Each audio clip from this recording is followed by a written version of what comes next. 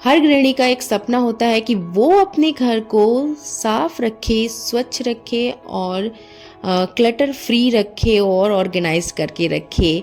और हम सभी जो गृहिणियां हैं वो सब करते भी हैं और बहुत मेहनत भी हम अपने घर में करते हैं, लेकिन हम अपने घर को अपने हिसाब से नहीं रख पाते हैं। कुछ ना कुछ हम गलतियां कर रहे होते हैं जिसकी वजह से हम अपने घर को क्लटर फ्री नहीं रख पाते हैं, उसे अव्यवस्थित ही पाते हैं और साफ करने के बाद उसे गंदा ही पाते हैं।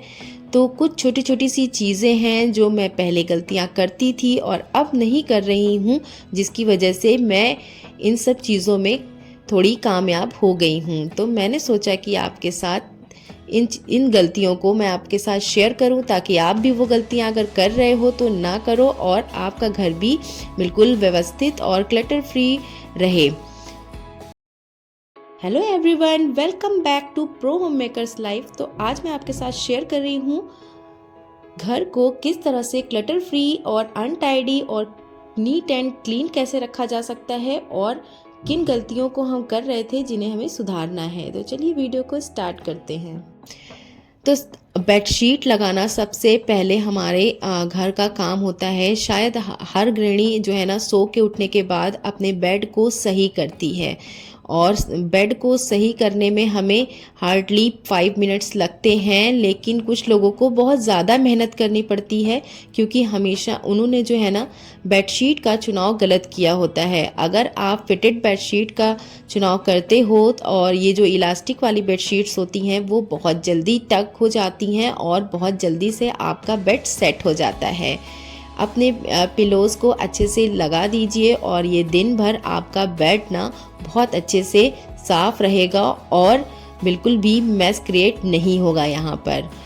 अब बेड तो सही कर लिया, लेकिन हम यहाँ तक करके और चले जाते हैं, लेकिन जो हमारी साइड टेबल होती है उसको हम देखते ही नहीं हैं, ना ही ध्यान देते हैं कि उस पर कितने सारे फालतू के सामान पड़े होते हैं। उन सबको उनकी जगह पर भी रख दीजिए और उसे अच्छे से सही कर दीजिए और वहाँ पर से जो भी फालतू चीज़ें हैं उन्हें हटा दीजिए।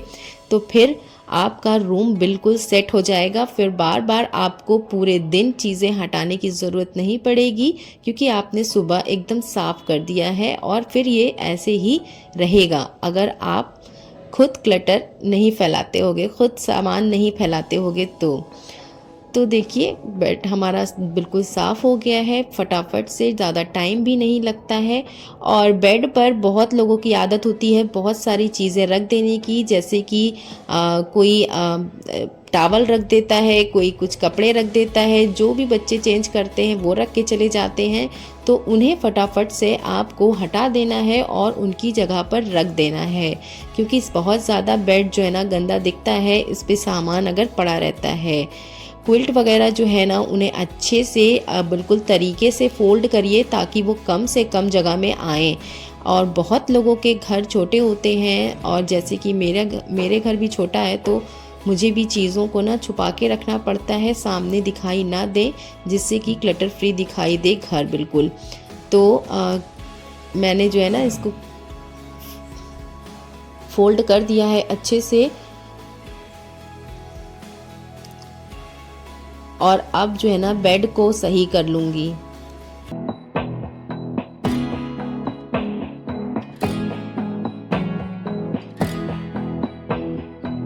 अगर आप फिटेड बेडशीट नहीं पसंद करते हो या आपका बेड काफ़ी बड़ा है तो अपने बेड से के साइज़ से एक साइज़ बड़ी बेडशीट का चुनाव कर सकते हैं आप। उससे आपको बेडशीट लगाने में बिल्कुल भी परेशानी नहीं आने वाली है।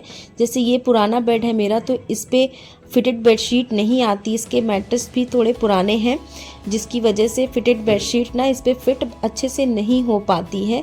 तो मैं इस पर किंग साइज़ की बेडशीट लगाती हूँ जो कि ऐसे लटकी रहती है बाहर की तरफ, तो वो भी देखने में अच्छी लगती है। और छोटी बेडशीट लगा देती हूँ तो ये बिल्कुल भी बेड अच्छा नहीं दिखाई देता है। तो इन सारी चीज़ों का अगर आप ध्यान रखोगे तो आपका बेड बिल्कुल सही दिखेगा और साफ़ सुथरा, बहुत अच्छा सा लुक आपके रूम का बन जाएगा।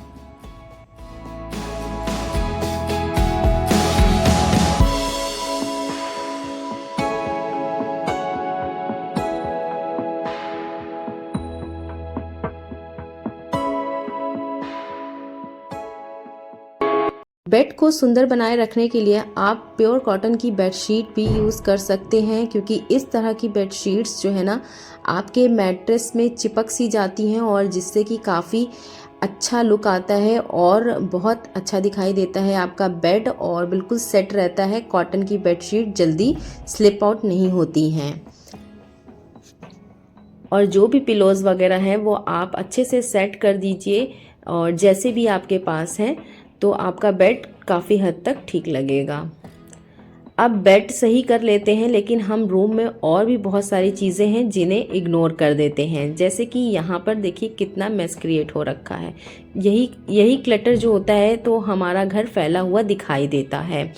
तो इन सारी चीज़ों को ना डेली पर्पस पे आपको सही करना होता है। अगर आप इस चीज़ों को सही करोगे तो आप डेली जो है इन सारी चीज़ों से बच पाओगे, आप अपने घर को क्लटर फ्री कर पाओगे।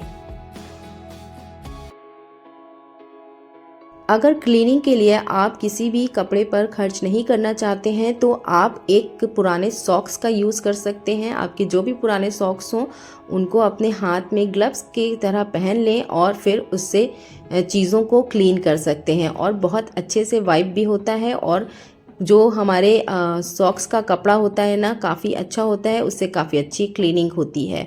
तो आप फ्री में भी ना क्लीनिंग कर पाओगे। तो सारी चीज़ों को अच्छे से सामान को रख दीजिए और जो भी फालतू के सामान हैं और जो सामने आप बिल्कुल नहीं रखना चाहते हैं और जो फालतू हैं उन्हें डस्टबिन में आप डाल दीजिए। और जो यूज़ का सामान है और देखने में बिल्कुल अच्छा नहीं लगता है तो इस तरह से एक कोई बैग ले लीजिए और उस बैग में रख दीजिए, ताकि सारा सामान एक जगह रखा भी रहे और जब आपको सर्च करना हो तो आपको सारा सामान एक जगह पे मिल जाए और टेबल भी बिल्कुल नीट एंड क्लीन दिखाई दे।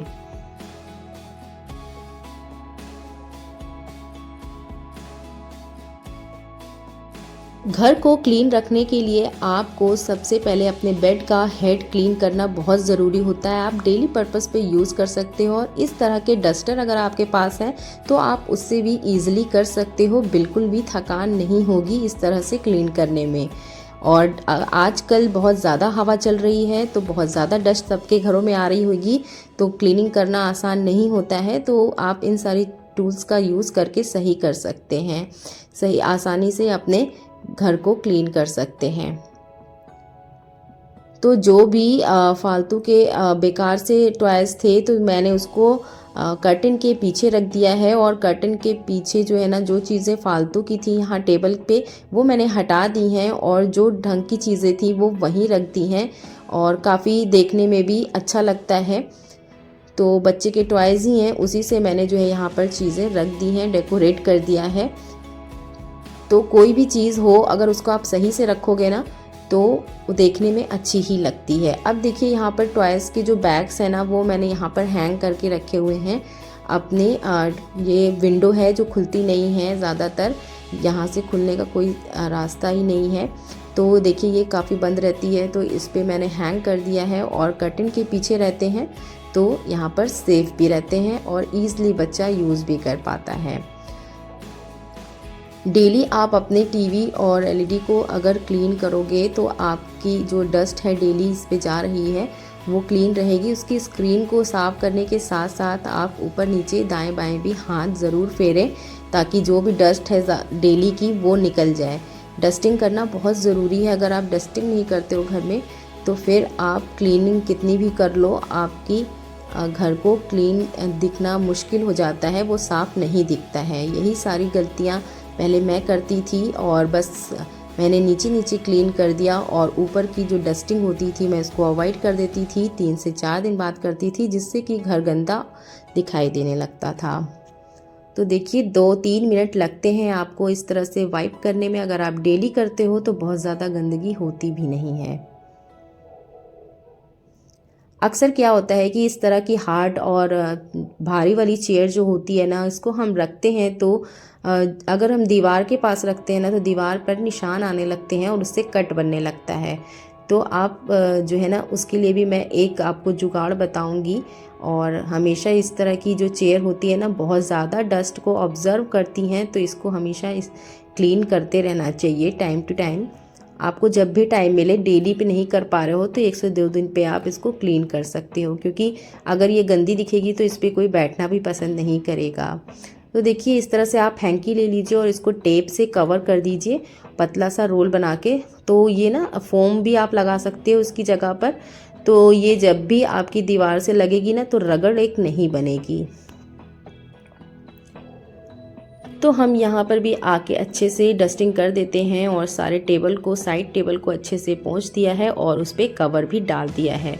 अगर आप अपने साइड टेबल्स वगैरह पे कवर डालते हो तो वो कम गंदे होते हैं और कवर को उठाकर धोना आसान हो जाता है। तो सभी घर में जो भी बेड है उन सब के हेड को साफ़ कर लीजिए और थोड़ी बहुत जो भी डस्ट डेली जम रही है वो निकल जाती है। अब हमारा रूम बिल्कुल साफ़ और क्लीन लग रहा है। यहाँ पर कोई नहीं कह सकता कि गंदगी है, लेकिन फिर भी यहाँ पर काफ़ी डस्ट होती है। जो हमारी विंडो होती है ना वो काफ़ी गंदी हो जाती है और उस पर हमारा ध्यान जाता ही नहीं है, क्योंकि आप ये सोचते हो कि आपकी विंडो की जो बंद है, जो दरवाजे हैं वो बंद हैं तो ये गंदा नहीं होता, लेकिन फिर भी कहीं ना कहीं से डस्ट अपना रास्ता खोज ही लेती है। और ये देखिए बहुत सारी डस्ट जो है ना इस तरीके से आ जाती है। तो इनको भी आप वीकली पोंछ सकते हो, अगर आपके पास टाइम है तो आप 2 से 3 दिन के बाद भी अगर इसको साफ़ करोगे तो आपका घर साफ़ एकदम नीट एंड क्लीन दिखाई देगा। अगर आपको किसी के सामने कर्टेन हटाना भी पड़ा तो आपको बिल्कुल भी एम्बैरेस नहीं फील होगा। तो जो भी चीज़ें हैं देख सकते हो आप कितनी डस्टी हो गई थी, और इसको आप देख सकते हो मैंने साफ़ कर दिया है और अब ये बिल्कुल क्लीन दिख रही हैं और 2 मिनट में काम हो जाता है। So that's all for today. I hope आपको आज का वीडियो पसंद आया होगा, और अगर पसंद आया होगा तो प्लीज़ एक लाइक ज़रूर कर दीजिएगा और अपने प्यारे प्यारे कमेंट ज़रूर करिएगा, क्योंकि आपके कमेंट और आपके एक लाइक से मुझे काफ़ी मोटिवेशन मिलता है। और अभी तक मेरे चैनल को सब्सक्राइब नहीं किया है तो फटाफट से जाके सब्सक्राइब कर लीजिए और बेल आइकन प्रेस कर दीजिएगा, जिससे कि आपको सारी अपडेट मिलती रहेगी। फिर मिलती हूँ, बाय बाय।